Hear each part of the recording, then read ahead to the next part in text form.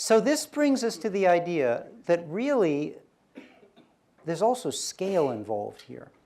So I'm going to try and experiment with you guys just to get a sense now for scale of this phenomenon. And so this might go really right or really wrong. We don't know. Now you all have something that you carry around stuff in, backpacks or whatever, right? How many of you have in some way modified that thing, that backpack or whatever it is? How many of you, have any of you modified? Raise your hand if you've modified it in some way. Okay, no, hold it up for a second, let me count.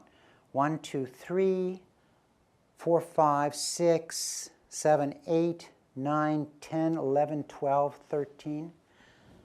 That is 14, that is totally wild when you think about it. How many of us are here? Maybe 100 people?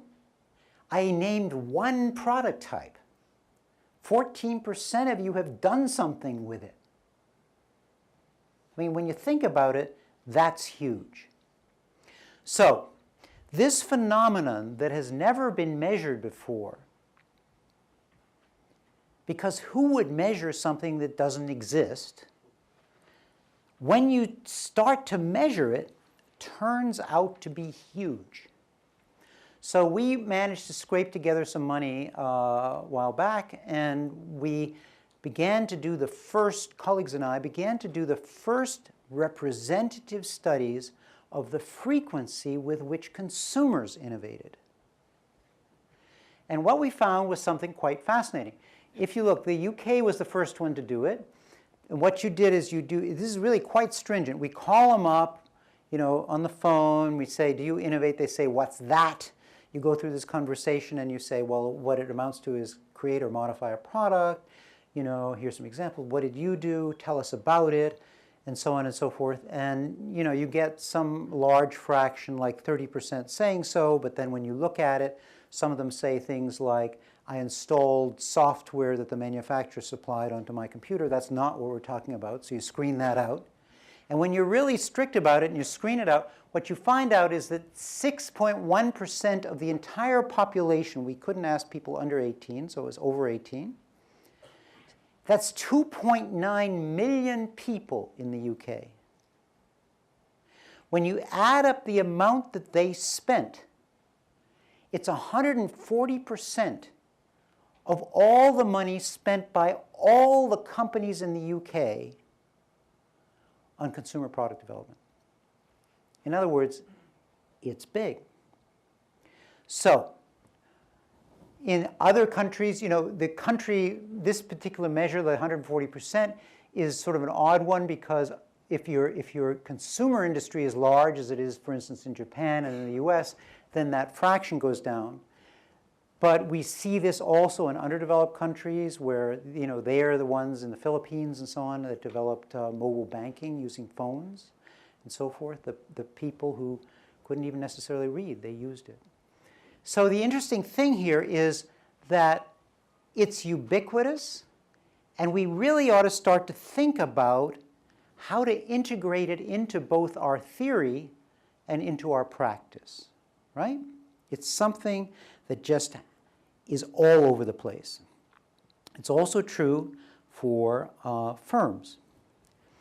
Now, before we get to, you know, so I'm going to show you some other things, but I just want to show you how natural all this is. It's just such a cool, I'm going to show you a 3-minute video. What happened was that Disney, you know, some guy, Don Wells, who was under contract to Disney, decided, you know, he didn't really like Mattel and things like this, and he wanted to go out and he wanted to film games that kids had developed on their own. So he went around the country filming games that kids had developed, and you'll see each of them he put in a 5-minute clip. And what you'll see is that in that clip he's showing the game, and it was on the Disney Channel, and he's also telling the kids how to play it. But I just want to play you one of these. There are a lot of those clips. I want to play you one so you sort of get the flavor. Now, what I want you to watch for is that it's not something that evolves full-fledged. You all did it as kids. It's natural as breathing air. It's not something that emerges full-fledged. What happens is you sort of figure it out collaboratively as you're going along. I'm sure as you all played games when you were kids, you know, the rules sometimes as you get older get more and more complex, you know. You evolve these complicated rules and eventually, yeah. So anyway, and it's collaborative. So I just want to show you this one. I just think it's really cool.